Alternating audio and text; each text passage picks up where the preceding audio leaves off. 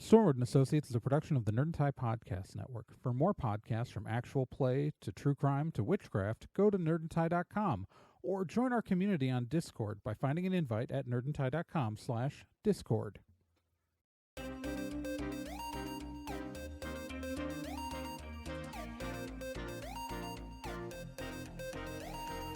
In pursuit of a stolen magical object, Stormwood and Associates Field Team 623 stepped into a tear between realities and vanished.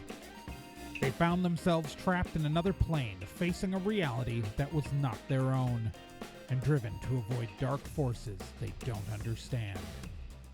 And so, Team 623 finds themselves leaping from world to world, striving to put right what they find wrong, and hoping each time that their next jump will be the jump home. Stormwood and Associates stars Celeste Star Twin as Dee, Gen Proc as Obi, Trey Dorn as Amy, and Becca Johnson as Liz Stormwood.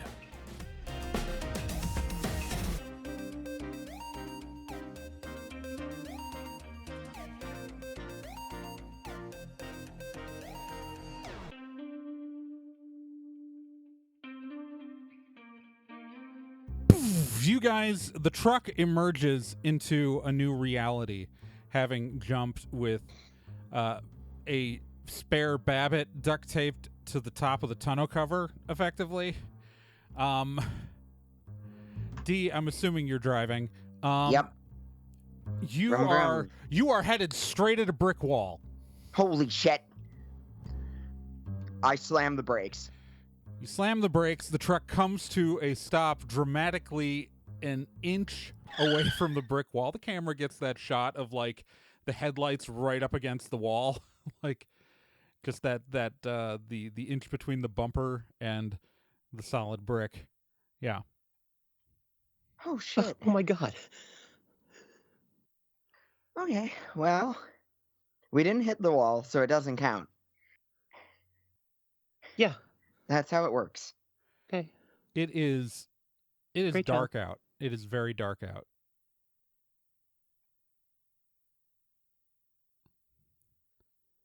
Okay. And don't see anything at all besides this Well, I mean, wall? right now you're looking ahead at a brick wall. Right. Are you gonna? I'm assuming you're gonna look to the left and right of the vehicle. Yes, Yes. I look over there. All right. So the only light you're seeing is the light of the headlights of the truck. You do see there's enough illumination to see that there's there's a wall to the left and a wall to the right. You also see like you think you're in an alley that comes to a dead end.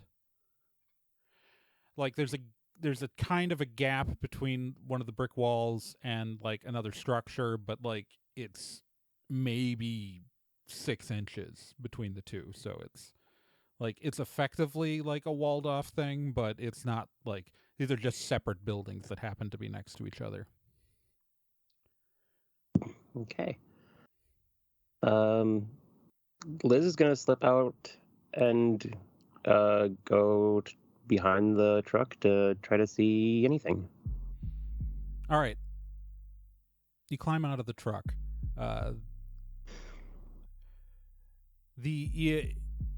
As you step down onto gray pavement, cracked, dirty. It's clearly a city. As you look behind the truck, you don't really see a whole lot.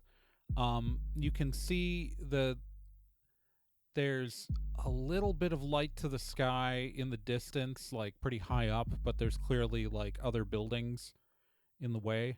You are in a city of some sort, but there is no illumination. Like all of the buildings are black.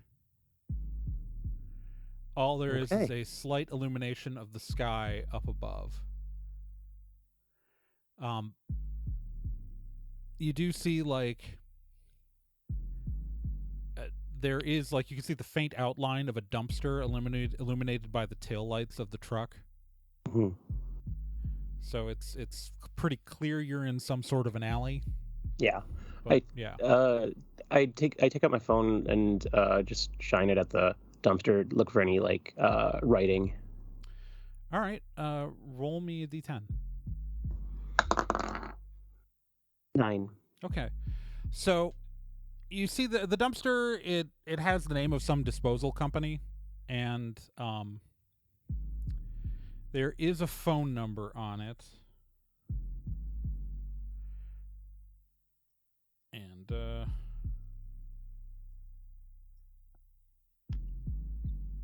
it is a 415 phone number. Huh. Okay. You are just roll me a d10, Liz.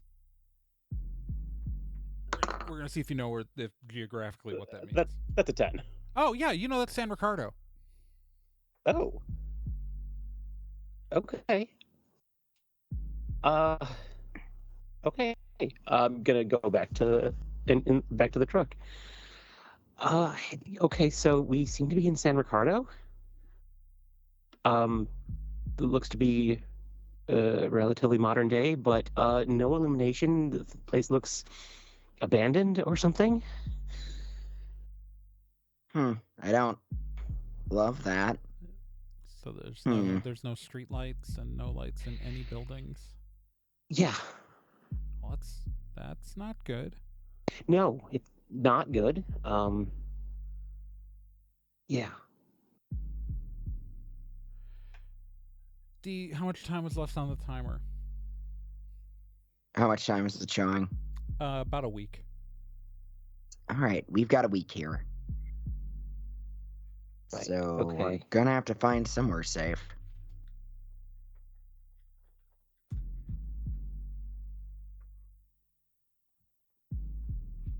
I'm gonna go back out to the street and let Dee presumably pull out.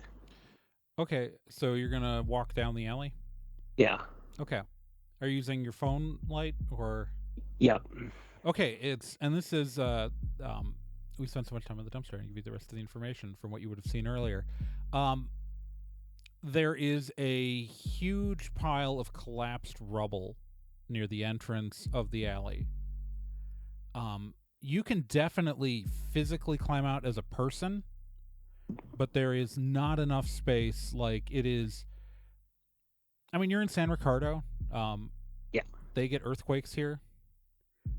You definitely, you're not going to be able to drive the truck out of this alley.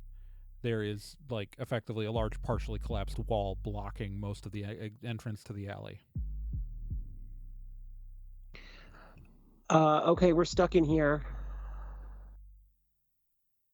How can we be stuck in it? There's a bunch of rubble blocking the entrance to the alley. We can't get the truck out. Okay. Is there enough room on either side for us to even get out of the vehicle, or? Oh yeah, you can. Liz got out of the truck really easily. It's okay. It's wide enough to get out of this. This alley is wide enough for a garbage truck to drive down to get to the dumpsters.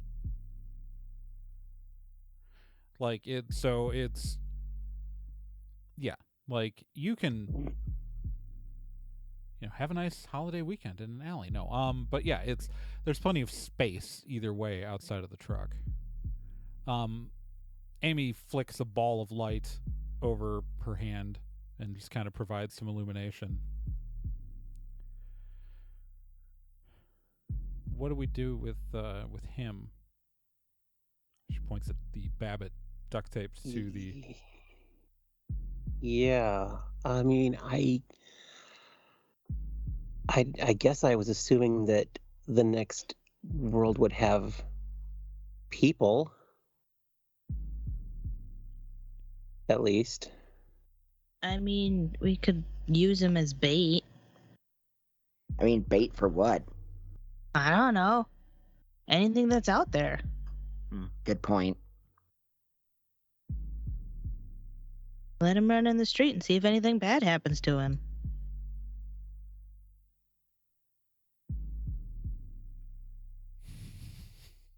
Right.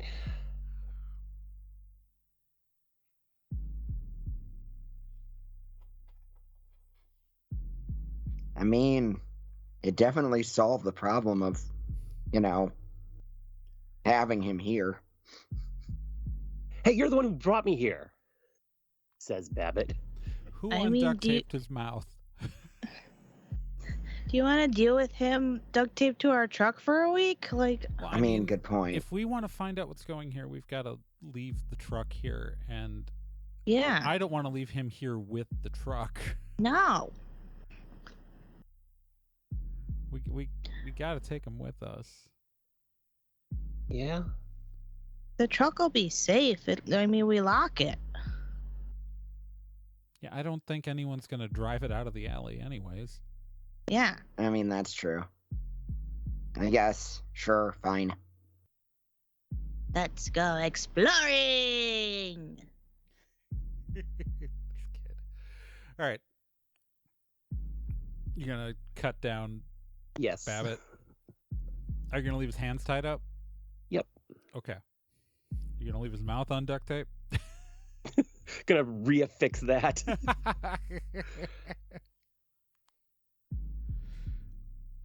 All right. Takes you a minute to cut him off the top of the tonneau cover.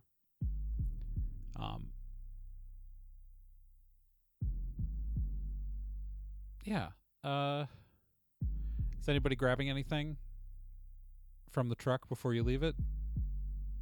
I'm assuming Obi's got his backpack. Yep. Grabbing gun, flashlight. Liz has a small bag of just some stuff. Okay. Yeah. Yeah, Amy's got a small bag.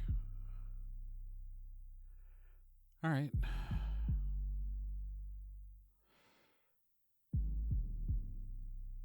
I mean, if things are really bad out there, we could just come back here and camp out at the truck.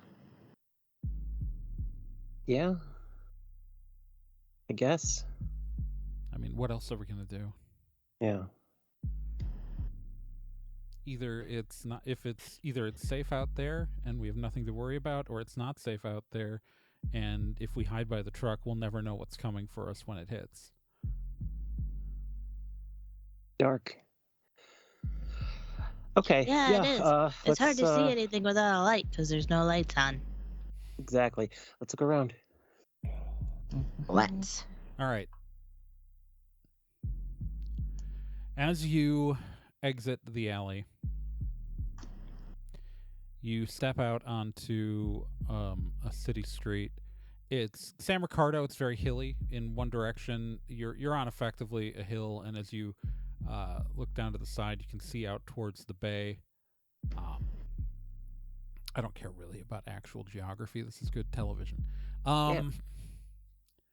There is kind of a haze, a light haze to the city. You don't see a ton of, the city isn't completely black. In the distance, you can see some fires. But there also appear to be some areas that are not necessarily illuminated by electricity, but something's lighting some areas up.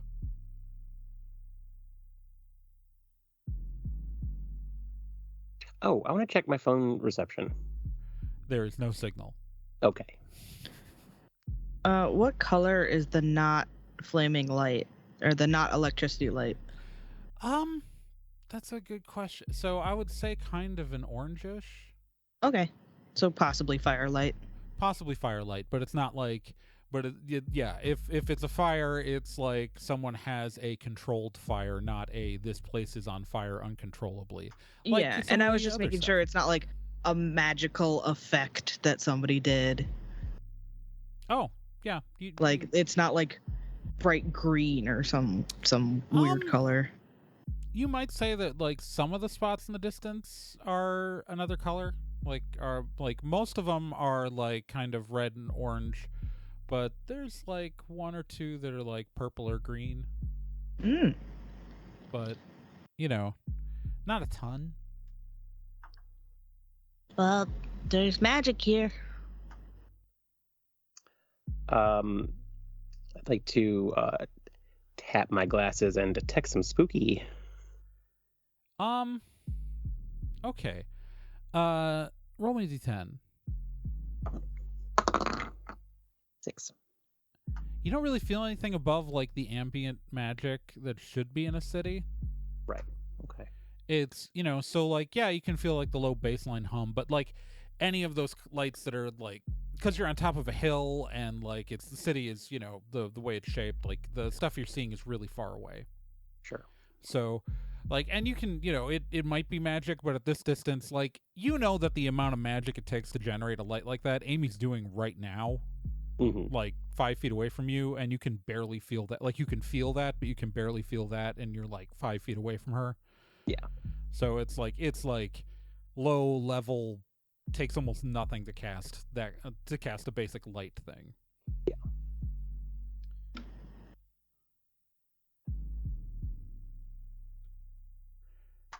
So do we go toward the lights, I guess? I mean, we can't really see behind us. For all we know, there's more lights the other direction. We just can see more this way because we're higher up. I mean, yeah, but at least the lights that we can see now is a direction. It's something. Well, no matter which way we go, we just got to remember which way we came from so we can get back to the truck.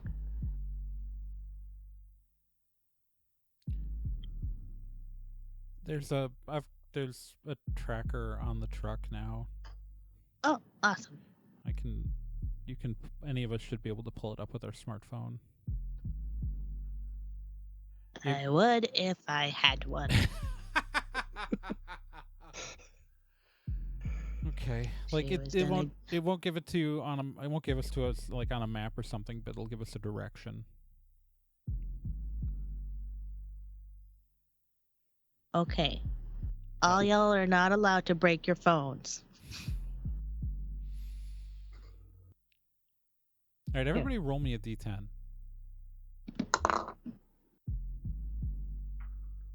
7.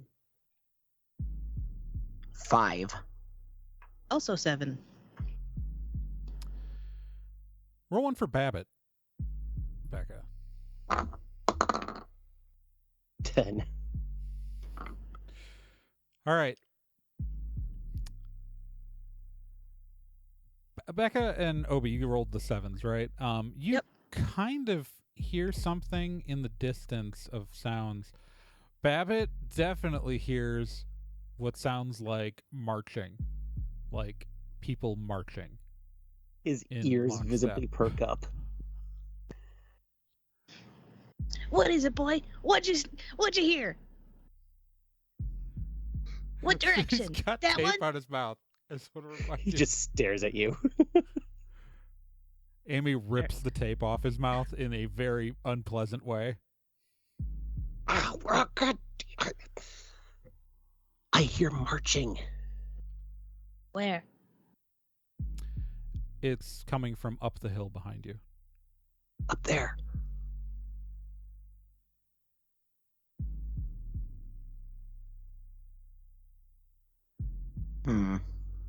Instinct says run away, but also I want to know more.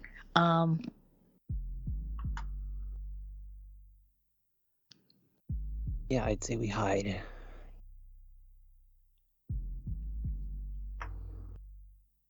Yeah, at least lie low. Well, all right, everybody roll me a d10.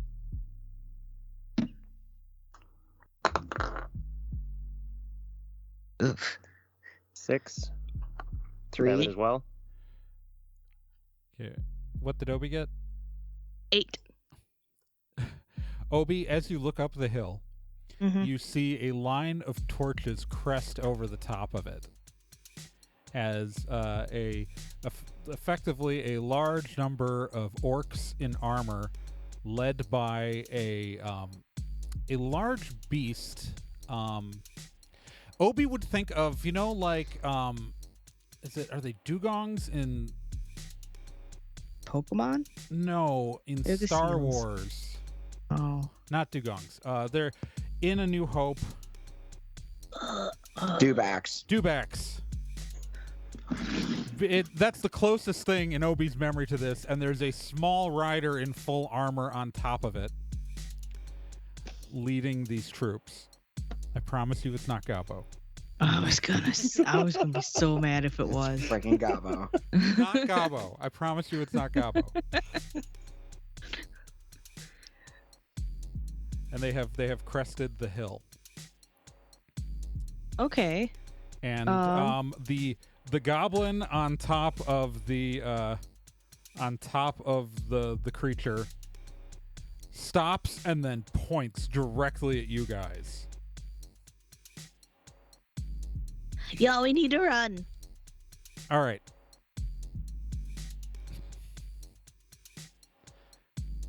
And when I say like a lot of orcs, I mean like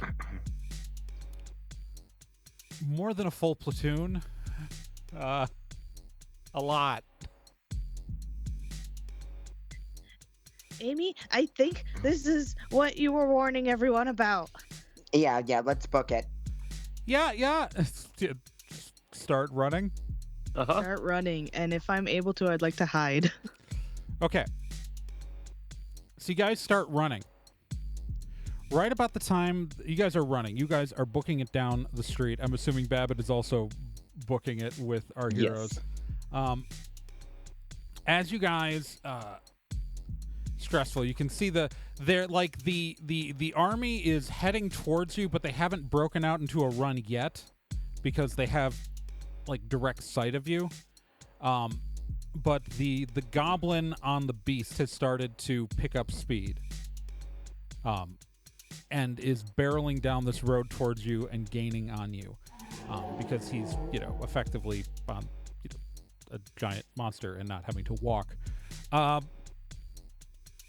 As you guys approach an intersection, like you get to a cross street, a black SUV that looks damaged and like has arrows sticking out of it, and like half its fender is gone, just like pulls up and screeches to a halt in front of you, and a door kicks open, and everybody roll me a d10. 5. 6. 5. All right, Liz, you get a little bit more advantage on this, because you know the face of the person driving this SUV very well. Uh-huh. It is your cousin, Yep. Kel O'Reilly. Okay. Get in!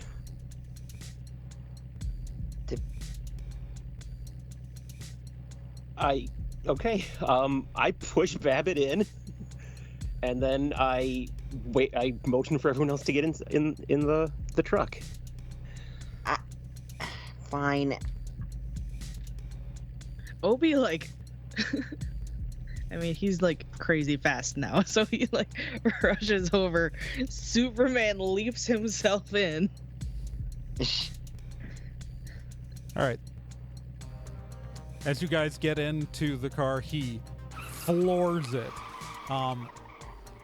And with the wildebeest starts breaking into a full speed run behind you. I guess it's unimportant that you actually know the name of the creature the goblin is riding. But it is just chasing you, and the car weaves through the empty streets of San Ricardo and eventually manages to lose the beast. You guys are right now driving through the streets of San Ricardo, and Kel has cut the lights on the vehicle, so also you're driving in pure blackness at probably about 75 miles per hour down side streets. Obi's thinking to himself, this would be the greatest dark raid ever if I weren't so scared. Jesus. Change your hair, Amy. Liz. Yeah. He's just like, he's like kind of out of breath because he's grunting. He's kind of, didn't think you made it out of Chicago. Yeah. I made it out of Chicago. Kel. Yeah, no, I'm here. I'm in here. Yeah, no, it's. Yeah, no. We're gonna get you. What the hell did you do to your hand, Amy? We haven't heard from you in weeks. And I'm sorry. Is Babbitt? Like he's just noticing Babbitt in the backseat. Where the hell have you been? Babbitt just shrugs. God, you. Okay, I'm gonna get you guys back to. Sorry, I gotta switch back. He's a better driver. Kind of shakes his head and just starts driving again. Kel. Kel is in here. He is not able to. I can see in the dark. Kel can't. Okay. I'm glad we jumped in this moving vehicle. I've I've got my hand on a gun. I'm sorry to introduce myself to those of you who are strangers in this vehicle. My name is Ignatius Hollowell. It is unimportant. We got to get the hell out of here.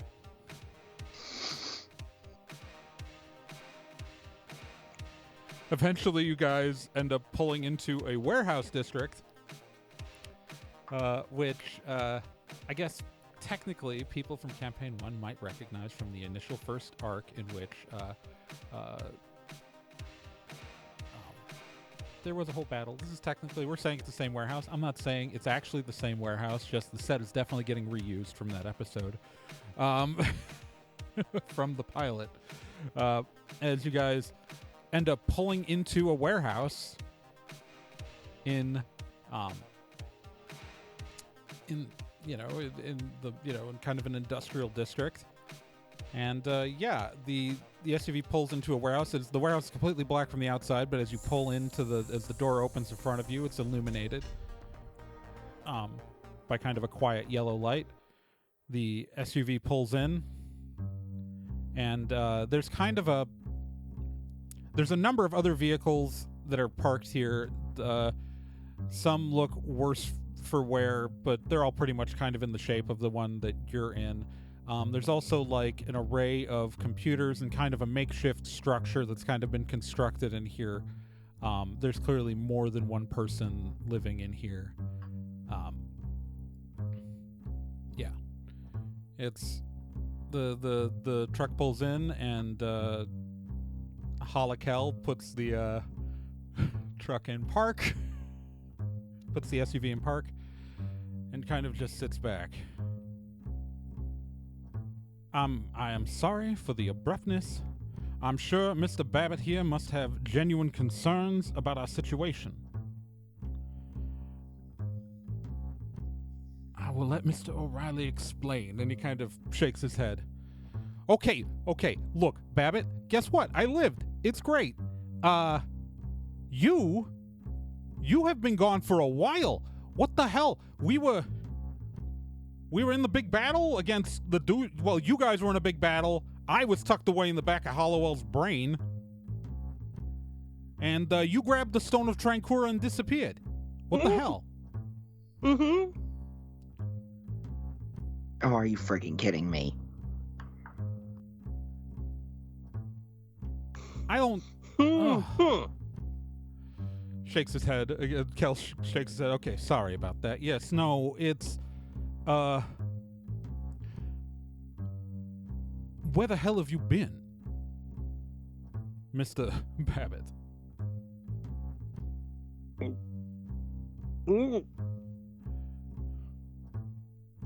Liz will just tear the tape off him. I've been out in the multiverse.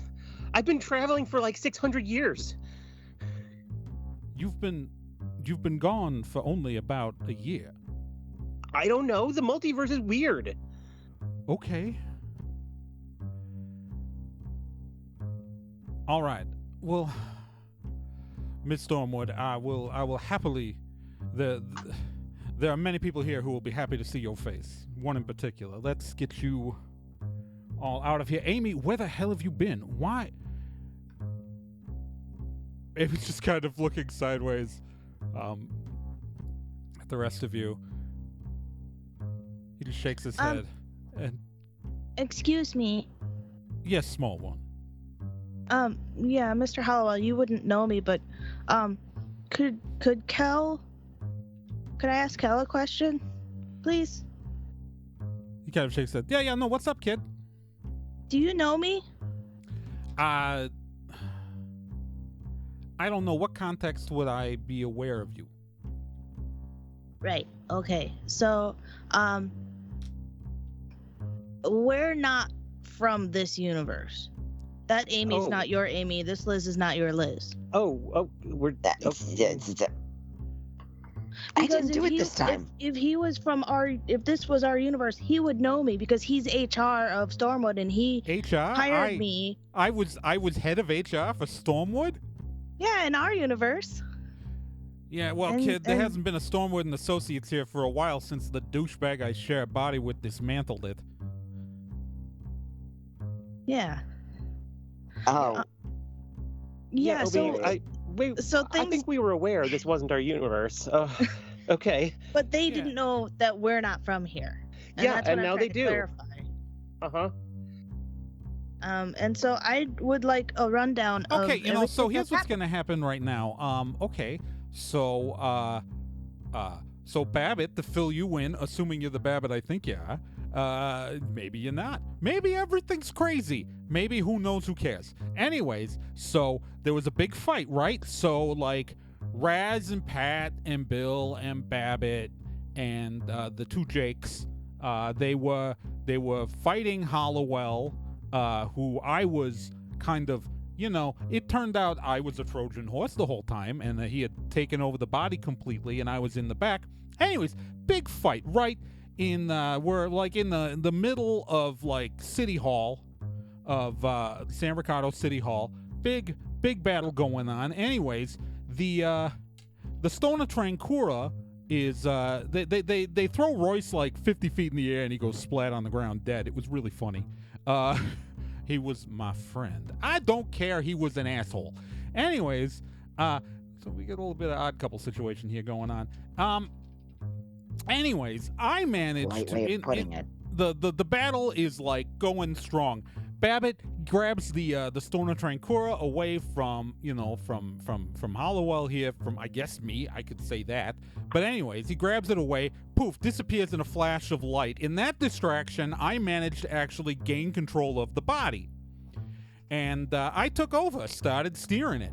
And anyways, I took over real briefly, and I was trying to get Raz to shoot me because, you know, like, I didn't want this guy to take over the world, you know, that kind of a thing. And so I was trying to have a heroic sacrifice when all of a sudden, in the spot where frickin' you disappeared in the middle of City Hall, this giant ribbon of light appears, and this guy, this like 12-foot tall guy in all silver armor, like talks about like walks through, says, "I'm the ambassador. In the name of the moon, I will punish you," and something like that. And suddenly this army comes streaming in, and we're like, oh shit. One of the Jakes gets immediately killed, which was not fun. I like that guy. And anyways, so they start running through. We panic, we run, and ever since then, because it's the guy, giant silver dude, snaps his finger and one of your friends explodes in front of you. You maybe think it's time to regroup, especially when like you're all beat to crap anyways from being in a giant battle for the fate of the world. It turns out, hey, a different fate of the world is coming for you. And pretty much this group is currently in control of pretty much the entire west coast of North Amasea. It's not great. And Chicago? We lost contact with a lot of other major cities and over the coming weeks, and they've been spreading. They've been popping up in pockets. Chicago fell, Milwaukee fell, Minneapolis fell. Texas has seemed to be okay. New York hasn't fallen yet. And then there's also and we lost communications with anything outside of North Amasea, so who knows what's going on. The internet's not been functional. Cell systems are all down, like no cell towers, no nothing. Okay. That's a lot. That's a lot to process. It is.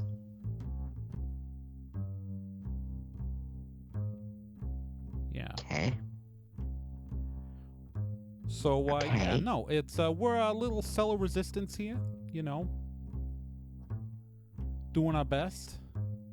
This seems to be the capital because that's where they first came through, so we're doing everything we can to try to fight back this, giant army of orcs and goblins and some elves. Huh. Okay. Elves, you say.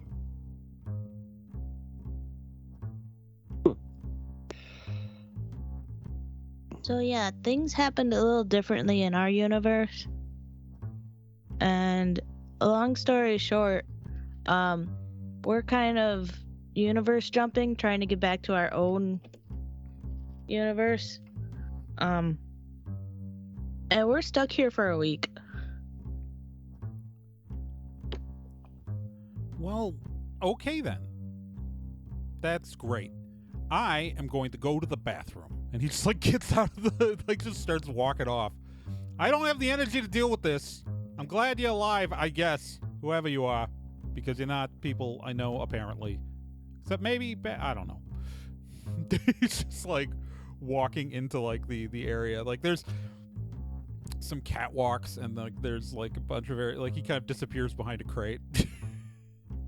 Thanks for saving us. As he walks back, guess. there's this guy, a dark-haired guy in a long black leather jacket, kind of walks out, passes him, and as he passes Holokel, you just hear Kel go, "They're not from our universe, apparently. We don't know them." Okay. Hi. I'm Pat Carpathia. Babbitt? Is that you?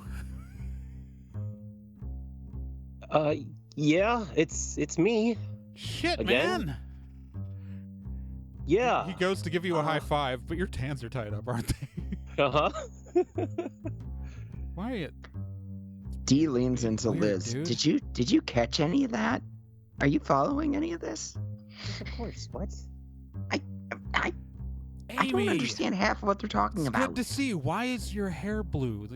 Did the green not work for you anymore? Where have you been? You did that run up to Seattle 3 weeks ago. Oh, brother. Okay. So he said you're from a different universe. Is that Yes. weird yes. code, or is he being literal? No, we're from a different universe. Okay, I'm Pat. Hi, my name's Obi. Hi, Obi. He kind of squats down to be more at your level because he's pretty tall. Okay. He's the coolest guy you've ever seen. Hi, Pat. Hi. You're a little young to be running out there in the dark, aren't you? Gotta be safe. Gotta be careful. But I bet they'd never find you. Kind of hits you on the... You seem to me like you could sneak pretty well. I can. Good man. All right. So, He's so cool. my sibling Bill is around here somewhere, but Okay, I'm just getting like really tripped out, like, because there is someone who looks like one of my friends here, but the hair's different, and someone who looks like another one of my friends who's like tied up, which is pretty strange. You have to agree It is with strange. that. You should And, untie me. I don't know. Let me go. Bill! Bill! I'm not coming over there. Why? Because it's weird. Oh, I gotta give me a minute.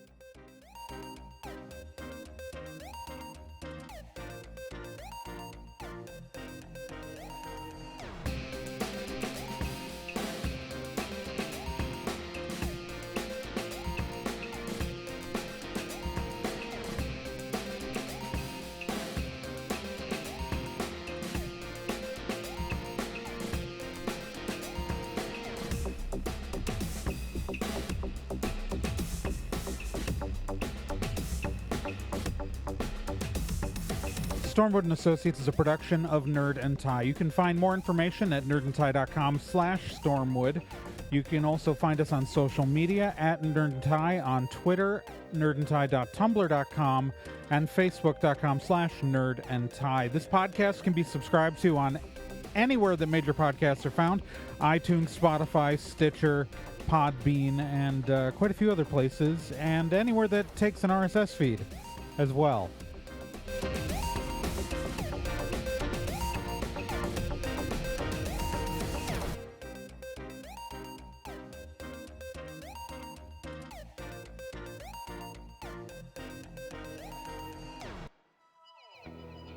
Hey, while you're still here, let me tell you about another podcast on the Nerd and Tie Network, and that's Let's Be Legendary. Let's Be Legendary, the Feywild West, is a 5th edition Dungeons & Dragons actual play game, so an actual play game like this one, but like, you know, in a system people actually use in the real world. Set in a homebrew Wild West steampunk world, the Feywild West follows two people discovering what it means to be in a relationship, all the while seeking revenge and learning the truth of their pasts. Let's Be Legendary podcast is an LGBTQ+ podcast with both main and minor characters, as well as players falling under the queer blanket. A heavy RP game with a focus on story and characters, and you can hear it every week here on the Nerd and Tie Network, and you can find all of their subscription information and links at nerdandtie.com/legendary.